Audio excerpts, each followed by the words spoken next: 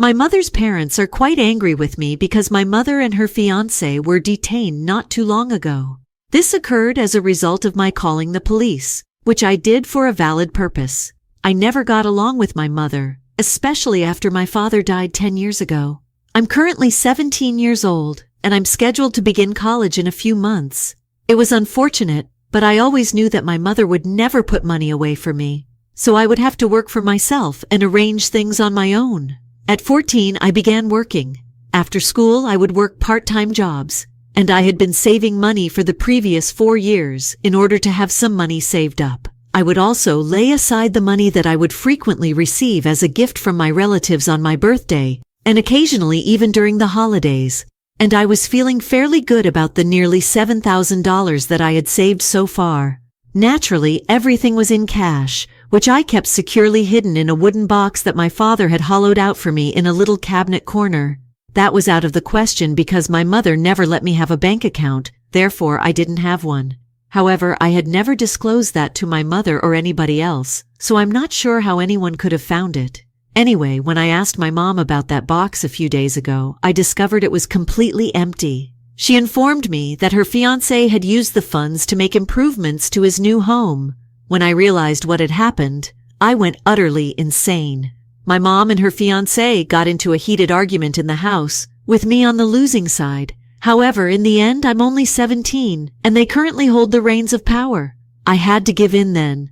The only thing I could do was go up to my room, shut myself in, and scream for hours because I would have to start over because this was my life. I was incredibly discouraged and clueless, and I wasn't even sure if I would be able to save enough money for anything before college. That was the day I decided what I wanted to do. This could not go unanswered, therefore I was going to exact revenge on them. It was quite large, but happily I could take my retribution precisely 3 days later. They are currently paying for the crime they did after being arrested. The only thing that bothers me about this whole situation is that my grandparents, who were previously supportive of me, are suddenly against me. It just doesn't make sense to me anymore. For the past 2 years, my mom's fiancé, Rob, has been a part of my life, and I have detested every minute of it since he is one of the worst individuals I have ever known. I would even go so far as to refer to him as abusive, more likely vocally and emotionally than physically, unquestionably abusive. Usually my mom takes the brunt of it, but every now and then, he loses his cool with me too. He says whatever's on his mind, shouts at me, tries to make me weep like my mother, and gets even angrier when he finds out that I don't care, which makes him lose even more control of his speech and his tongue. My mother also never bothers to stand up for me. After my dad went away, my mother did not date anyone for the first few years. However, she later found Rob, and during the first few months, he was pleasant and bearable. However, after their first major altercation, he began to reveal his actual nature. He moved in with us after 6 months of dating, and he had already begun to manipulate my mom. He was a hopeless deadbeat who had trouble staying with any employment. For background, he is in his mid to late 30s, and he still occasionally asks his parents for money because he has no sense of money management and wastes it all the time. He steals money from his parents, far more than what he makes from fighting with my mom, and when he's not fighting with her, he's cozy enough to take advantage of her. It's unfortunate that my mother, who isn't exactly a billionaire, can't afford to provide for her partner's expensive lifestyle. She works as the floor supervisor at our neighborhood grocery, and although she makes a respectable living, Rob needs more for his lifestyle. Nevertheless, I never allowed it to cause me any trouble. Since the age of 14, I have made it my goal to be as autonomous as possible. With the exception of my essential needs, which I no longer even asked her to pay for when I started working part-time, I try not to ask my mother for anything. My mother is the only person I really rely on for food and shelter. I don't ask her to buy me anything, and that's it. I know it would be ridiculous to even expect her to go above and beyond for me, so I don't ask for anything special from her. She doesn't like me, and she has made that very obvious to me from the start. She was never particularly pleasant to me, even as a child, and I always felt that she didn't even want me. That sensation became more and more of a belief as I got older, at least before I had my dad to support me and confront my mom when she got a bit too irate with me. But I was on my own once Dad died. And for the previous few years, that has been the situation. When Rob came around, everything just got worse. But I always comforted myself by telling myself that I would go away for college eventually, and that way I wouldn't have to worry about any of this. That sounds hopeless and unlikely to occur now. I was so depressed that for the 3 days following the seizure of my money, I did nothing except sit in my room. I found out the next day that I had lost all of my money.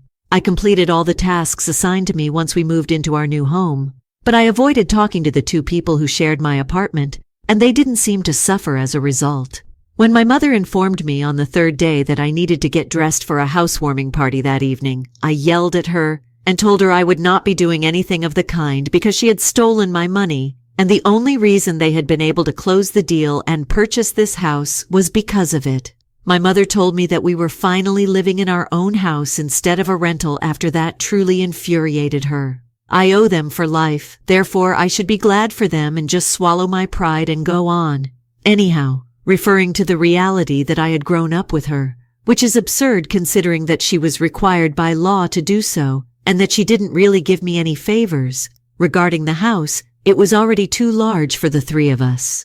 I was aware that they had purchased this property mostly to wow everyone with their posh location and roomy interior. That day, I became quite furious and decided to do something I had never done before. I called the parents of my father.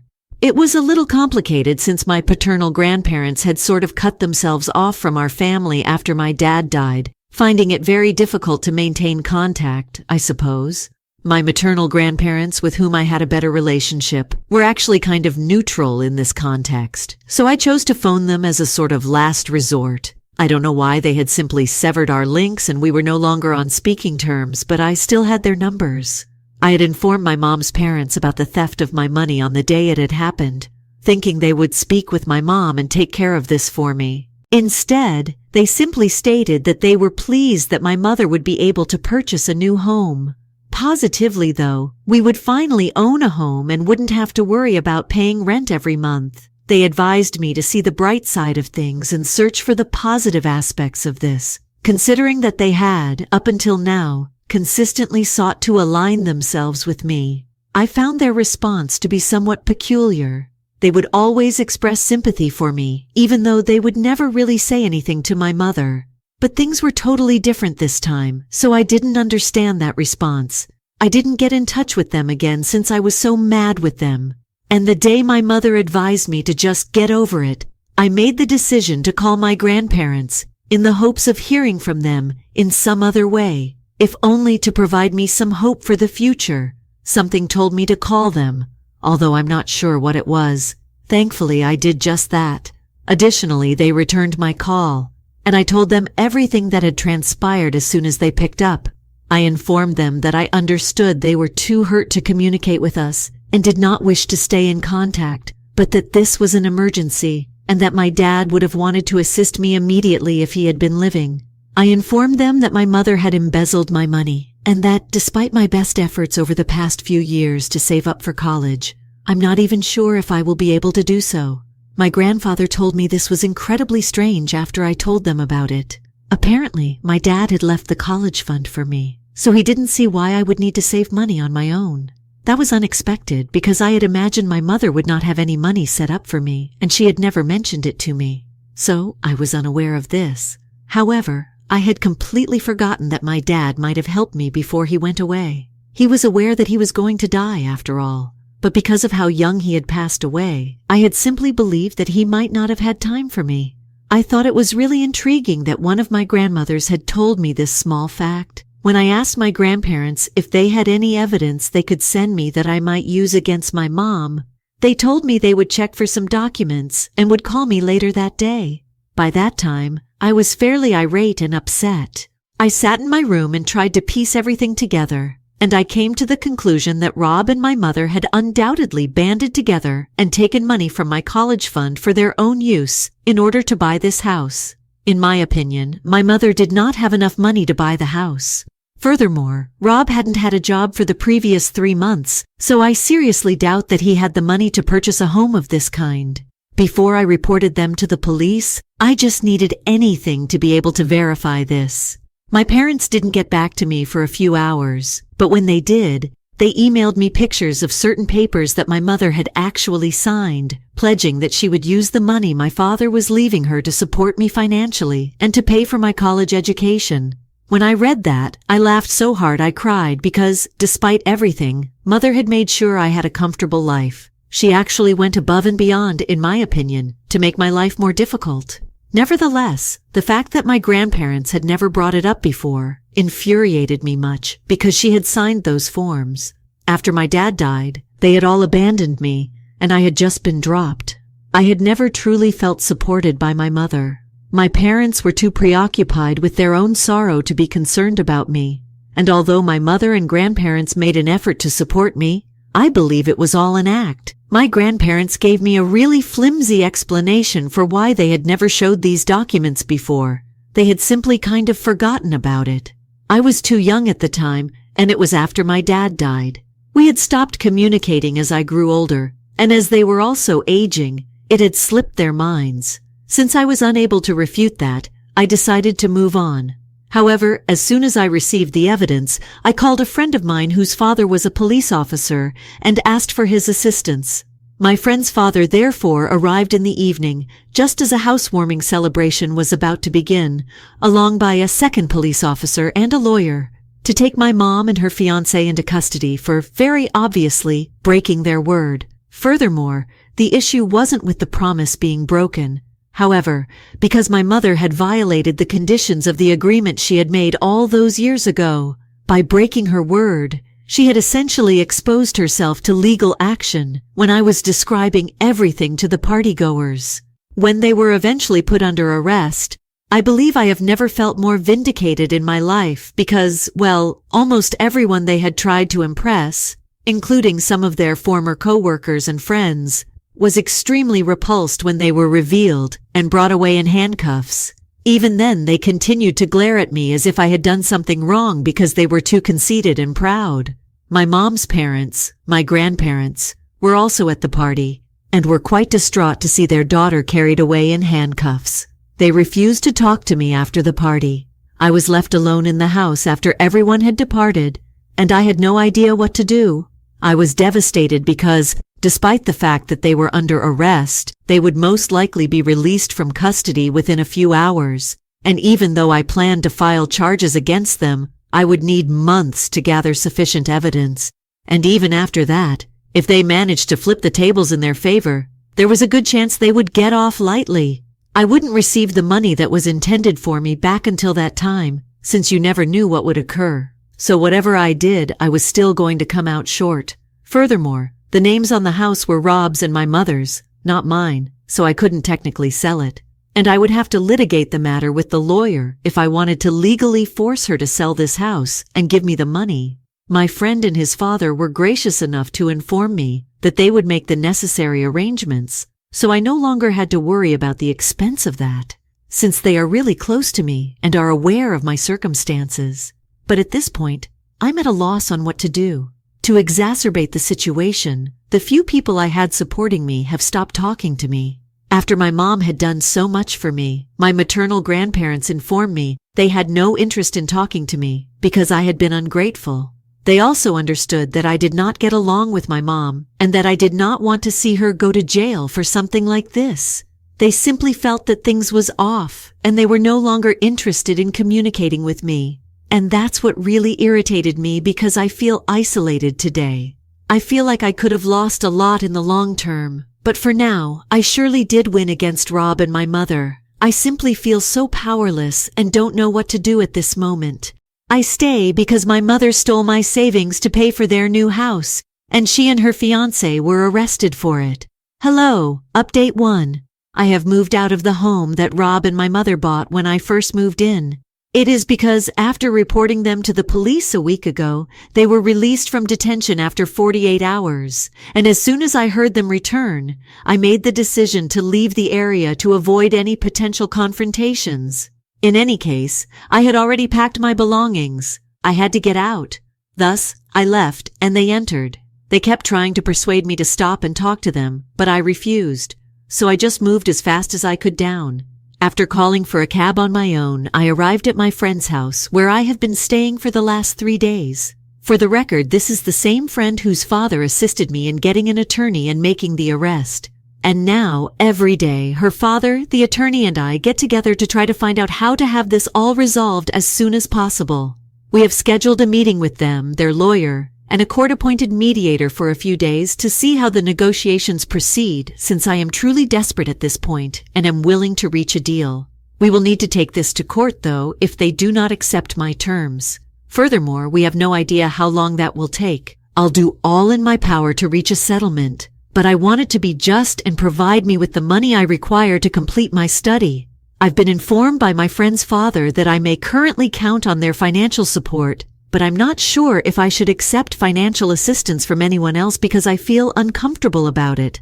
No one has talked to me about my grandparents yet. My father's parents and my mother's parents obviously ceased communicating with me as soon as they sent me pictures of the paperwork. In order to provide us with some concrete evidence as well, I personally obtained those documents from them. Other than that, though, we haven't communicated with each other yet. They were quite casual about the whole affair, even when I walked over to pick up those paperwork from them. They wished me luck, but they didn't offer to assist me or even ask me in so we could talk or something. Since their behavior has been so strange for me to deal with, I truly have no idea what's going on with them. However, thus far the situation has been extremely disheartening. All I want is for this to pass as soon as possible so that I can go to college. To be honest, that's all that's keeping me going at the moment. Since I don't currently have any family to speak of, I greatly appreciate the support that my friends are giving me. So, the only people who give a damn about me are these. Hello to the second update. There's been an intriguing development, and at this point, I'm at a loss for words.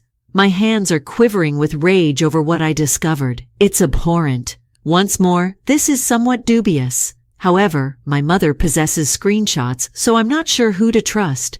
Nevertheless, what actually happened was that my mother emailed me a few hours ago, 2 days before our scheduled appointment with the mediator, stating that she truly needed to talk to me. I prevented her from contacting me anywhere else by blocking her. However, she made a new email account and sent me a message that completely contradicted what I had previously believed to be true. Thus, I wish to avoid wasting time. I will just make my argument very quickly. My whole damn family was pulling a plot to get me. Yes, it is correct. The reason my grandparents have all been acting strangely during this entire process is because they were all aware of it from the start. Not only did my mother keep the money my father had left for me for herself, but in return, each of them took their portion and remained silent.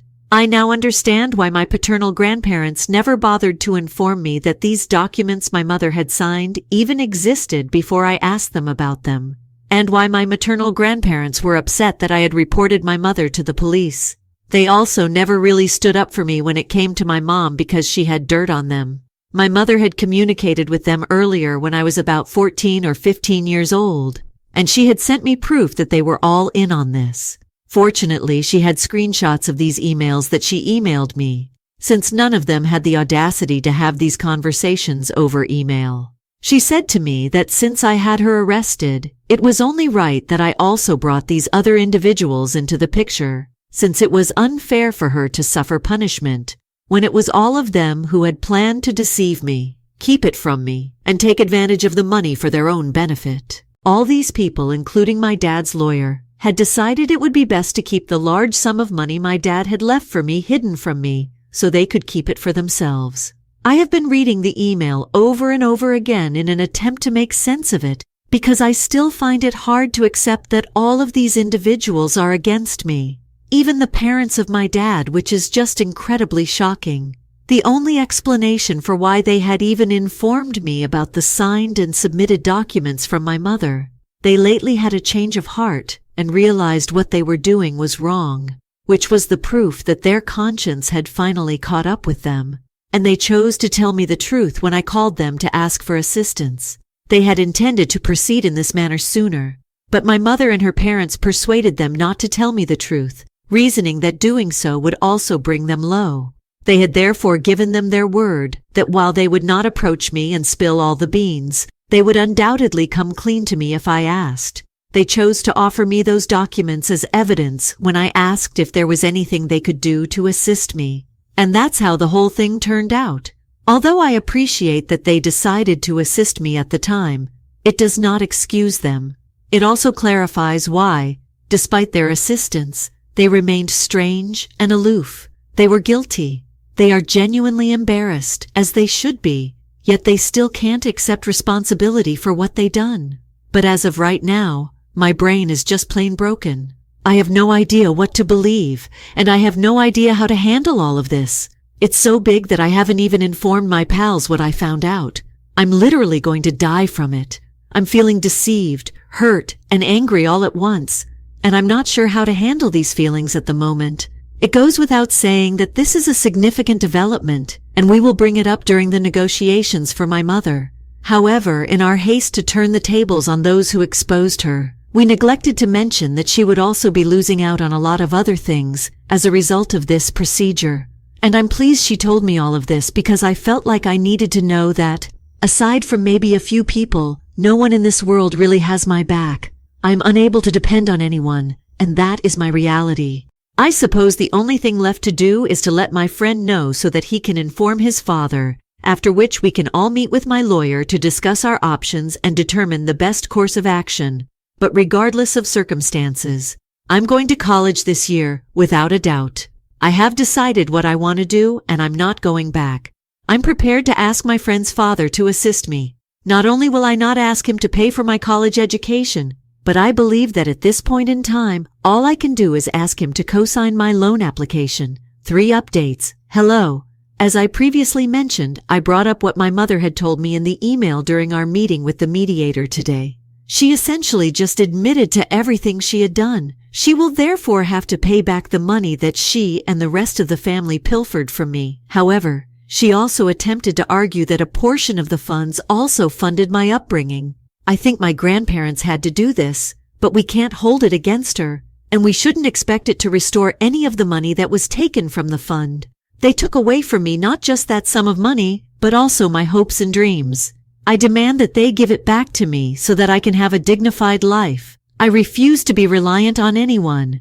Things like this are obviously not unheard of, according to my lawyer and my friend's father, but that does not lessen how cunning and despicable it is. They had good reason to be incensed, similar to how I was, and because of the kind of money they have stolen from me, they said they would make sure I never had to depend on anyone else for financial support. In the past, I could have lived comfortably for every year of my life. My family couldn't bear that they had to take it away from me because they are so self-centered. After my dad died away, he had taken all the necessary steps to ensure that I had a happy life. That won't work with me anymore, I'm afraid. After talking it over, my lawyer and I decided to go for the front. We shouldn't just stand by and let them enjoy themselves, especially if it's on my money. That's where things became really nasty. However, one thing is certain. We will hold another meeting. However, my grandparents, all of them, will be there this time since it's obvious that they have also contributed to this. I'm just going to take out a student loan and cope with it until things get to court. However, I will ensure that I receive justice beyond justice. The money that they took from me has to be returned.